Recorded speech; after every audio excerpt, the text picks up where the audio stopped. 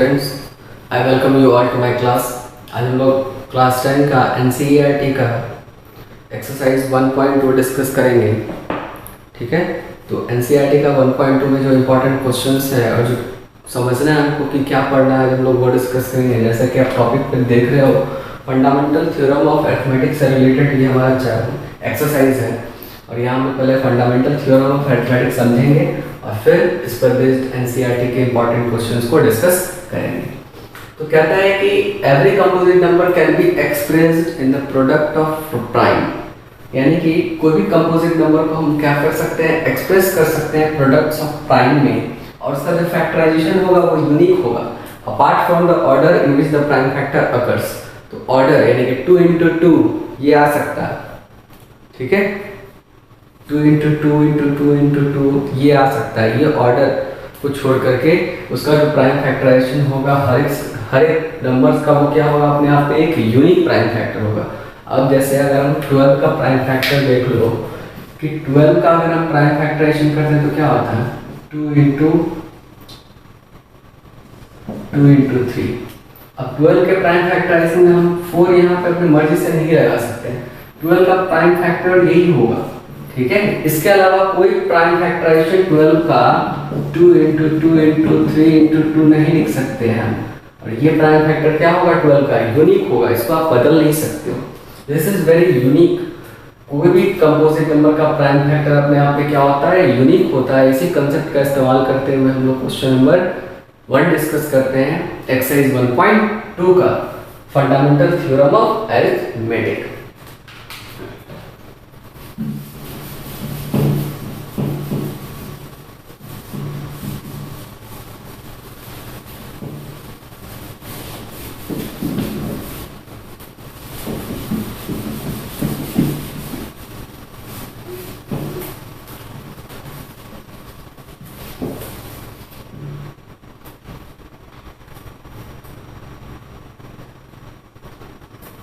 Exercise 1.2 NCERT का exercise 1.2 हम लोग देखेंगे, जहाँ कहता है कि express each numbers as the product of its prime factor, यानी कि जो नीचे जो गिवन नंबर्स हैं उनको प्राइम फैक्टर्स के फॉर्म में क्या करो, आप रिप्रेजेंट करो। क्वेश्चन नंबर कहता है कि express each number as the product of prime। ठीक है, इससे सबसे पहला क्वेश्चन है इसका 140। तो 140 का प्राइम फैक्टराइजेशन सबको आता है। सबसे पहले कहां से स्टार्ट करेंगे, सबसे छोटा प्राइम नंबर 2 है हमारा, 2 से स्टार्ट करेंगे। 70, 35, अब 5 और 7 दोनों से लग सकता है, 5 से लगाते हैं, सिस्टमैटिक में से लगाना है हमको, और ये 1 तो क्या हो जाएगा, 2 into 2 into 5 into 7, या लिख सकते हैं 2 पे पावर 2 into 5 into 7। और ये प्राइम फैक्टर इसका क्या होगा, यूनिक होगा 140 का। ठीक है, 5 to 10 to 20, 22, 20 को अगर हम 7 से मल्टीप्लाई करते तो कितना होता है, 140। ये इसका प्राइम फैक्टराइजेशन हो गया। क्वेश्चन नंबर 1 का 1 था। इसी तरह से करके बाकी का प्राइम फैक्टराइजेशन आप समझ लोगे। और इसमें हम लोग एक टॉपिक पे, यानी कि टॉपिक इसमें डिस्कस करना आएंगे क्वेश्चंस को सॉल्व करने के लिए, जहाँ कहता है कि रिलेशन है हमारा एचसीएफ, एलसीएम और नंबर्स के बीच। कहता है कि एचसीएफ जो हमारा हाईएस्ट कॉमन फैक्टर कहलाता है, मल्टीप्लाई एलसीएम जो होता है वो प्रोडक्ट ऑफ 2 नंबर्स के क्या होगा, इक्वल। यानी कि HCF और LCM का जो प्रोडक्ट होगा वो प्रोडक्ट ऑफ 2 नंबर्स के क्या होगा, इक्वल। तो यहां से HCF क्या हो जाएगा, product of 2 numbers by LCM, और LCM क्या हो जाएगा, product of two numbers by HCF हो जाएगा। तो ये रिलेशंस को हमको वेरीफाई भी करना सीखना है, और इस रिलेशन के हेल्प से अगर हमको HCF निकालना हो, LCM निकालना हो, इस बारे में भी सीखना है। तो प्राइम फैक्टराइजेशन का यूज करके सबसे पहले हम लोग सीखते हैं कि LCM और HCF कैसे निकालते हैं। इस पर बेस्ट क्वेश्चंस भी NCERT में दे रखा है, तो उम्मीद है सबको समझ में आ गया होगा। मिटा देते हैं इसको।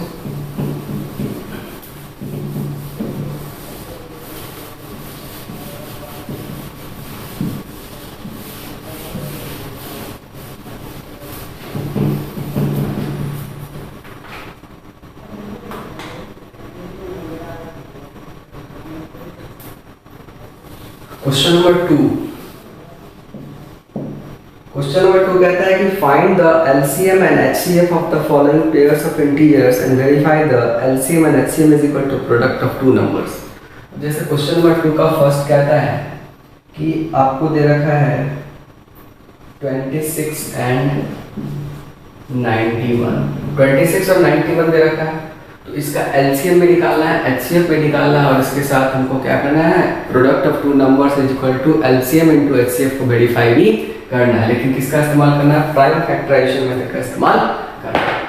तो 26 का प्राइम फैक्टर क्या होगा, 2 इंटू 13, और 91 का क्या होगा,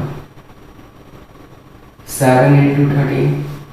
ठीक है, तो 7 3 जा 21 और 7 1 2 9।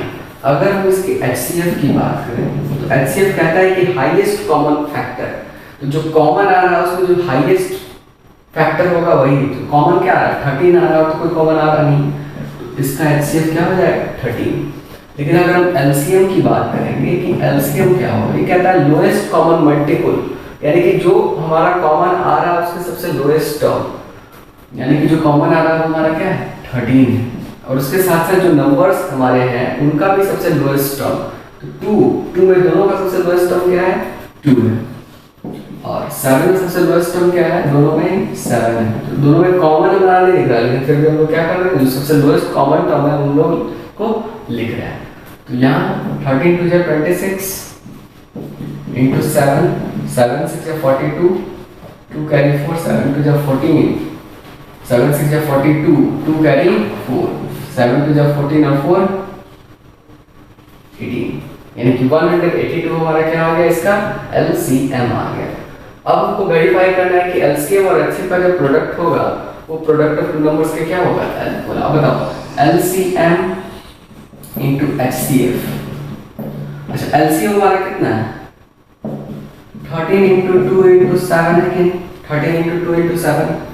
अब HCF हमारा कितना है, अब देखो दोनों नंबर्स का प्राइम फैक्टर आपस में यानी कि प्रोडक्ट मिला हुआ, देखो पूरे नंबर का प्रोडक्ट हो जाता है, क्या बचा था, 2 इंटू 7 इंटू 13 पहले से हम लिख चुके थे, एक क्या बचा था, 13 ही मिसिंग था, वो भी HCF क्या आ गया, इंक्लूड हो गया।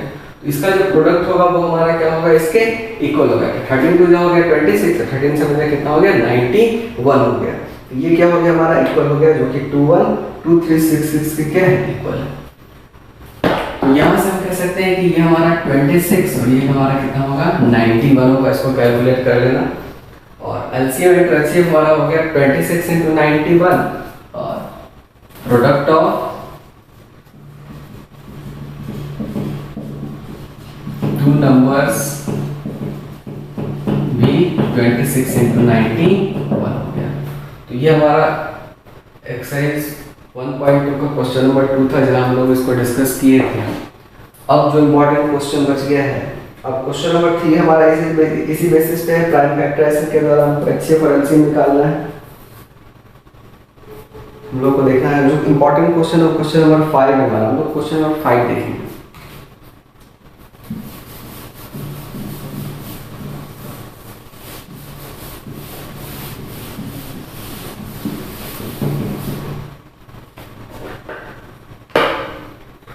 क्वेश्चन नंबर 5 ये कहता है कि चेक वेदर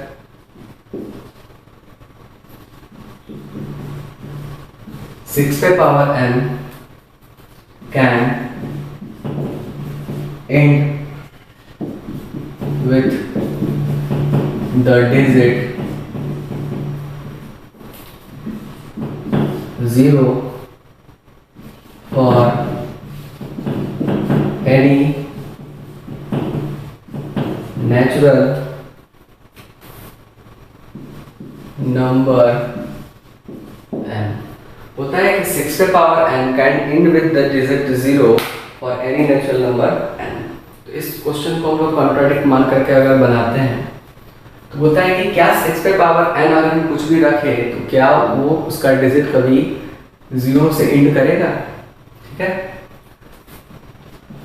तो 6 पे पावर n का प्राइम फैक्टर होता क्या है, what is the prime factor of 6 पे पावर n। 6 पे पावर n को हम लोग क्या लिख सकते हैं, 6 पे पावर n हमारा क्या होगा, अगर हम मान लेते हैं कि कोई भी नंबर है अगर वो लास्ट में 0 से एंड करता है, कि if any number end with the digit 0, अगर कोई भी नंबर 0 डिजिट से एंड करेगा then its prime factor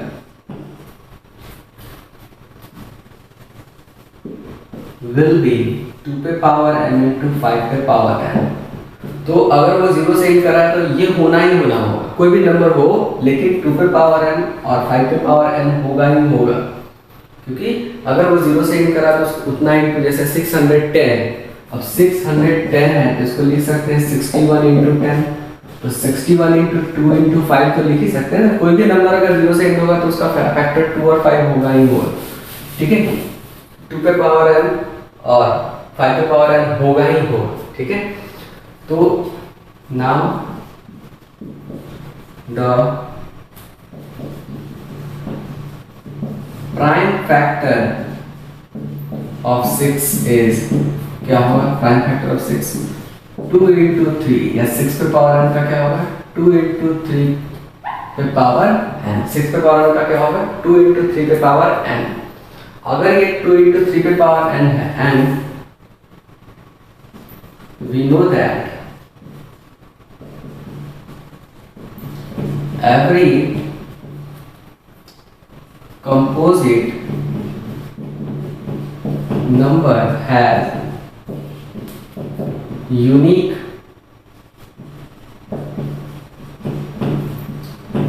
product of primes, ठीक है। प्राइम यानी कि कोई भी कंपोजिट नंबर जो होगा उसका एक यूनिक प्रोडक्ट होगा प्राइम नंबर का, ठीक है। तो 6 पे पावर n का जो प्राइम फैक्टर वो 2 into 3 पे पावर n है, तो 6 पे power n never end with the digit 0 because it cannot have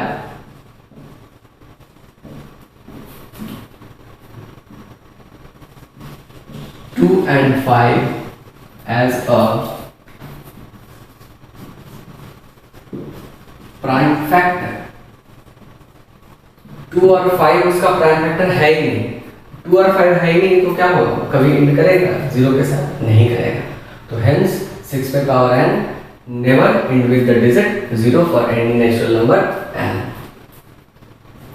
hence 6 पे power n can never and with the digit 0 for any natural number and किसी भी नेचुरल नंबर के लिए 6 पे पावर n कभी 0 से एंड होगा ही नहीं, क्योंकि 6 पे पावर n को 2 into 3 पे पावर n लिख सकते हैं। 2 into 3 पे पावर n में कहीं 2 और 5 का मल्टीपल दिख ही नहीं रहा, अगर दिख नहीं रहा तो कभी एक्सप्रेस हो ही नहीं सकता। तो ये कुछ इंपॉर्टेंट क्वेश्चन थे एक्सरसाइज 1.2 में। नेक्स्ट हम लोगों को देखना है एक्सरसाइज 1.3, ठीक है, जहां हम लोग को इरेशनल नंबर्स को प्रूफ करना सीखना है कि हम लोग इरेशनल नंबर को कैसे प्रूफ करेंगे, ठीक है। तो ये एक्सरसाइज 1.2 था हमारा।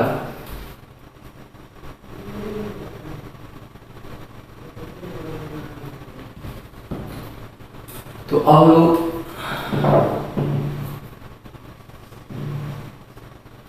लोग देखें देखेंगे एक्सरसाइज 1.3 एनसीईआरटी का एक्सरसाइज 1.3।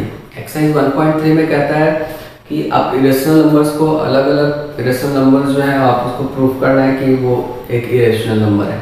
और ये हमारा एनसीईआरटी का क्वेश्चन एक्सरसाइज जो सबसे ज़्यादा इम्पोर्टेंट है। ठीक है, क्यों इम्पोर्टेंट है? क्योंकि 3 मार्क्स का एक क्वेश्चन इससे आता ही आता है। इस बार भी आप देखोगे कि √5 √3 को प्रूफ करने के लिए पूछा ही पूछा है। हर एक सेट में आपको इस क्वेश्चन को दिख जाएगा, मिल ही जाता है। हर साल एक क्वेश्चन इससे आता है, इसलिए इसको समझना सबसे ज़्यादा इम्पोर्टेंट है, खासकर बोर्ड के लिए। टोटल 6 मार्क्स का ये चैप्टर है, जिसमें 3 मार्क्स का अकेला ही एक्सरसाइज। ठीक है, इसमें आपको सीखना है कि कैसे हम लोग इरेशनल नंबर्स को प्रूफ करते हैं कि वो एक इरेशनल नंबर है। जैसे एनसीईआरटी का एक्सरसाइज 1.3 का फर्स्ट क्वेश्चन है, प्रूव दैट √5 इज इरेशनल। ठीक है, हमको प्रूफ करना है कि √5 एक इरेशनल नंबर है। तो इरेशनल नंबर्स को प्रूफ करने के लिए हमको इसको कॉन्ट्राडिक्टरी मेथड से क्या करना होता है? प्रूफ करना होता है। यानी कि हमारे एजम्पशन को एज्यूम करना होता है कि वो उसका अपोजिट फॉर्म होगा। यानी कि इरेशनल प्रूफ करना है तो हमको मानना होता है कि इरेशनल होगा, फिर अपने ही एजम्पशन को क्या करना होता है? रॉन्ग करना होता है, ताकि हम ये बात साबित कर चुके कि नहीं साबित कर सके कि नहीं ये एक इरेशनल नंबर ही होगा। तो मान लेते हैं कि let √5 is rational.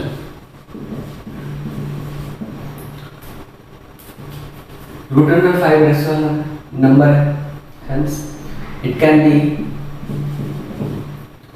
expressed in the form of P by Q, where P and Q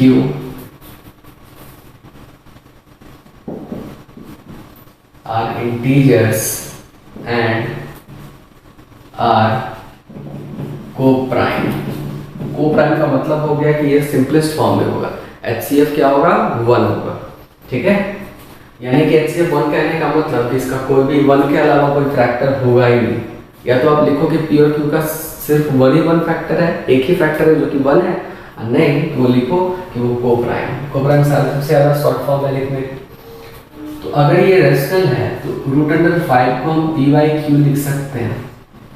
ठीक है, अगर हम इसका स्क्वायरिंग बोथ साइड करें, यहाँ से सॉल्व करते हैं ताकि उसका इस्तेमाल हम लोग कर सकें। √5 को हम P by Q लिख सकते हैं, स्क्वायरिंग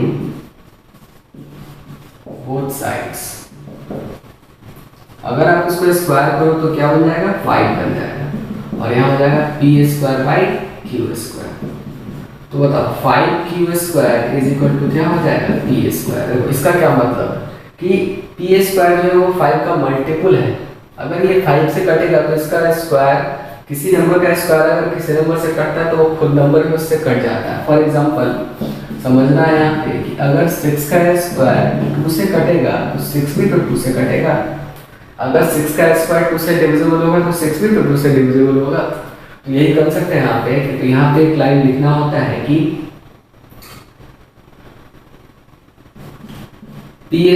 divides P² और 5 divides P। 5 P² को डिवाइड करेगा या 5 P को डिवाइड करेगा। इसका क्या मतलब हो गया कि 5 जो हो गया वो फैक्टर हो गया किसका? P का फैक्टर हो गया। ठीक है, अब आगे हमको क्या करना होगा? लेट इसको मानना होगा इक्वेशन नंबर 1। अब हम क्या करेंगे कि P को मान लेंगे 5C। ठीक है, अगर आपको √3 दे दे तो आप P को मान लेना √3C। अगर आपको यहाँ √7 दे दे आप P को मान लेना 7C। तरीका यही होगा सॉल्व करने का। आप सिर्फ यहाँ वैल्यू चेंज कर दे जाओ कोई भी रेशनल नंबर, और तरीका सेम टू सेम होगा। प्रैक्टिस करने से सब हो जाएगा, और प्रैक्टिस करना सबसे ज़्यादा इम्पोर्टेंट है इस सवाल का। तो अगर हम इसको पुट कर देते हैं तो 5 पुटिंग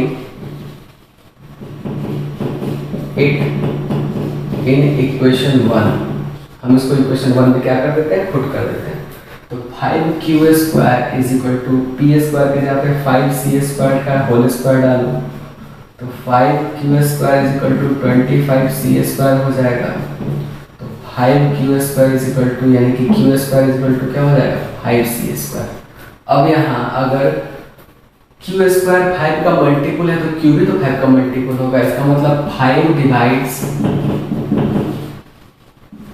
q स्क्वायर, इसका मतलब 5 डिवाइड q। 5q स्क्वायर को डिवाइड करेगा तो 5q को भी तो डिवाइड करेगा। तो हम यहाँ देख पा रहे हैं कि 5 is the common factor of p and q। 5 क्या हो गया कॉमन फैक्टर हो गया, p का भी कॉमन फैक्टर है q का भी, लेकिन हम क्या माने हैं कि p और q क्या होगा को प्राइम होगा, यानी कि 5 का कोई कॉमन फैक्टर नहीं होगा 1 के अलावा। ठीक है, यानी कि रूट अंडर 5 जो हमारा है उसका कोई भी कॉमन फैक्टर नहीं हो सकता 1 के अलावा। तो हेंस तो this contradicts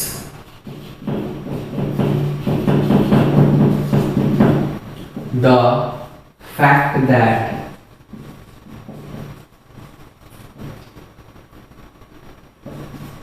P and Q are co-prime।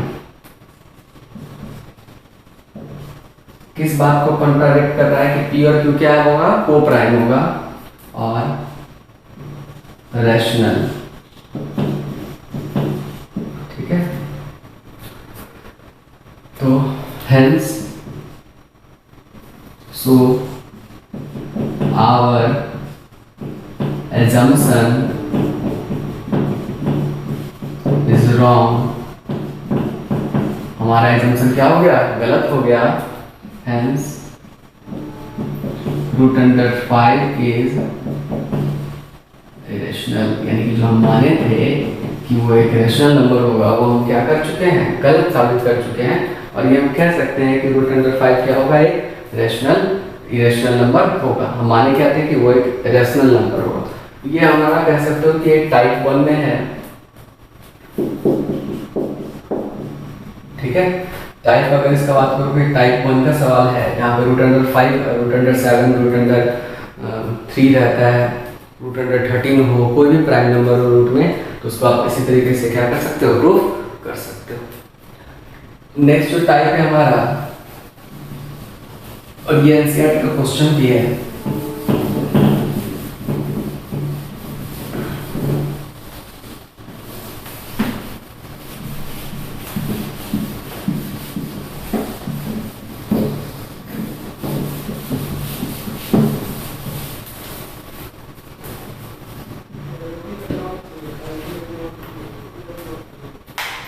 कह सकते हो कि टाइप 2 में आएगा।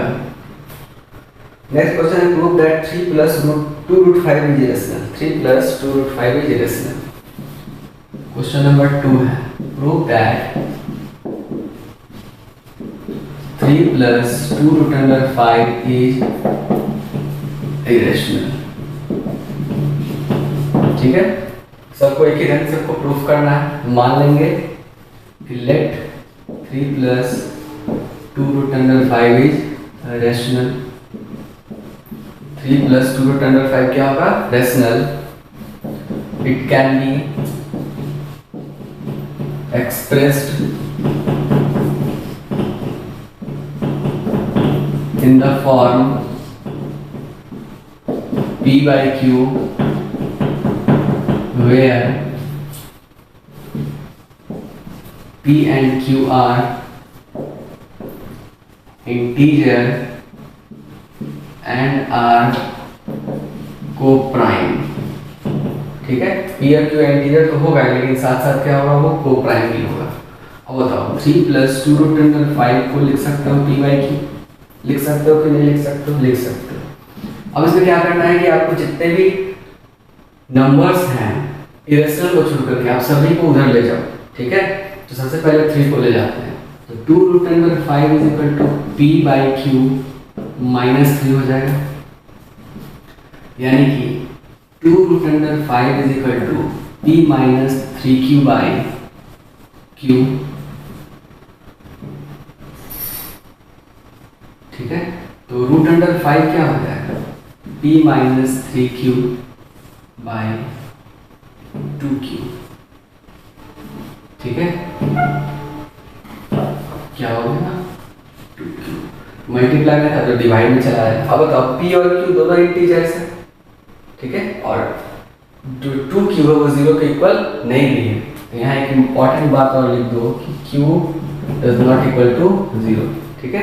पिछले वाले में भी लिखना कंपलसरी है, उसमें भी ठीक कर लेना, q does not equal to 0, numerator का भी 0 के इक्वल नहीं होगा। तो मैं कह सकते हैं कि p एंड, या हम कह सकते हैं कि p minus 3q by 2q is rational, ठीक है। p minus 3q by 2q क्या है ना, एक रेशनल, क्यों, p and q are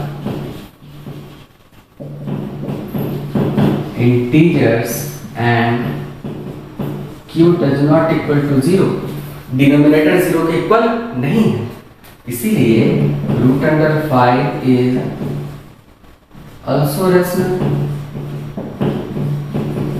root under 5 क्या है, रेशनल। लेकिन क्या रूट अंडर 5 एक रेशनल नंबर है, अभी प्रूफ कर रहे थे कि रूट अंडर 5 रूट में कोई भी प्राइम नंबर जो होता है वो एक रेशनल नंबर नहीं होता, ठीक है। तो हम कह सकते हैं कि रूट अंडर 5 अगर रेशनल होगा तो हमारा जो एजम्पशन है, यानी कि ये कॉन्ट्राडिक्ट कर जाएगा बात को कि ये रेशनल है और ये भी रेशनल, लेकिन ये क्या है, इरेशनल नंबर है। बट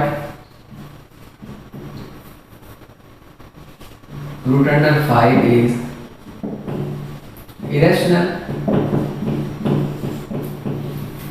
लेकिन ये क्या है, इरेशनल नंबर है। रूट अंडर 5 क्या है, इरेशनल नंबर है। तो हम जाने, हम बात साबित कर चुके हैं कि इरेशनल, लेकिन एक्चुअली में रूट अंडर 5 क्या है, इरेशनल नंबर है। Hence, our assumption is wrong. So our assumption is wrong, and hence 3 plus 2 root under 5 is irrational.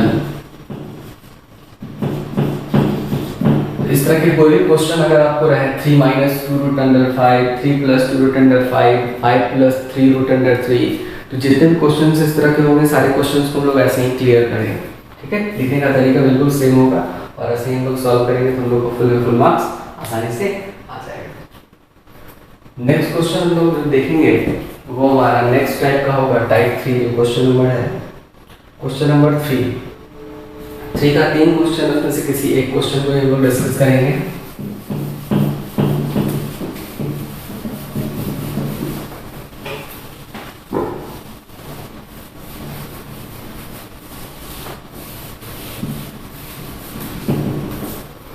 इसको आप कह सकते हो कि टाइप 3 में आएगा।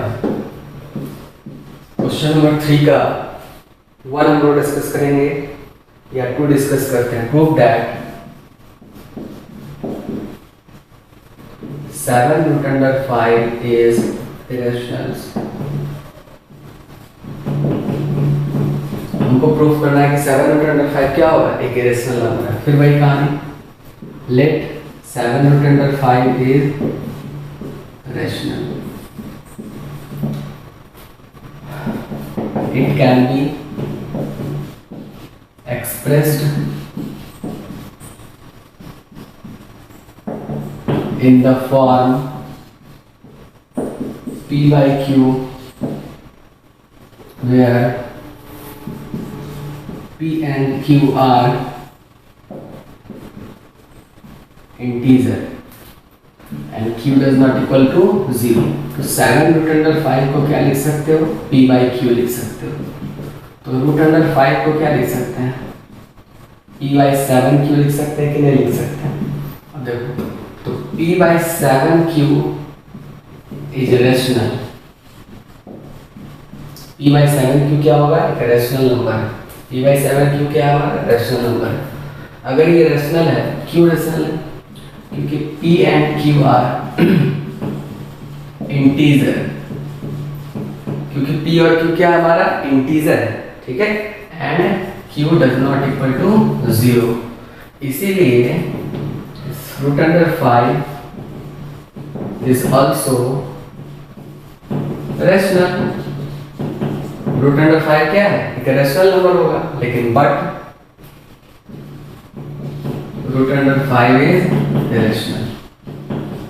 लेकिन एक्चुअली में रूट अंडर 5 क्या है? कि रेशनल नंबर है। अगर ये इरेशनल तो रेशनल इरेशनल आपस में इक्वल तो हो नहीं सकता। So our assumption is wrong, hence 7 root under 5 is irrational। इसीलिए 7 root under 5 क्या होगा? एक इरेशनल नंबर होगा। ठीक है, ये कुछ इंपॉर्टेंट क्वेश्चन थे एक्सरसाइज 1.3 से रिलेटेड। अब हम लोग एक्सरसाइज 1.4 देखना है, जहाँ पे टर्मिनेटिंग और नॉन टर्मिनेटिंग के बारे में हम लोग को सीखना है। तो हम लोग नेक्स्ट क्लास में देखेंगे। एक्सरसाइज 1.3 तक हम लोग डिस्कस कर चुके हैं। तो उम्मीद है सबको क्लास समझ में आया हो और धीरे धीरे वॉइस में भी इम्प्रूवमेंट होगा, क्योंकि माइक अवेलेबल नहीं है।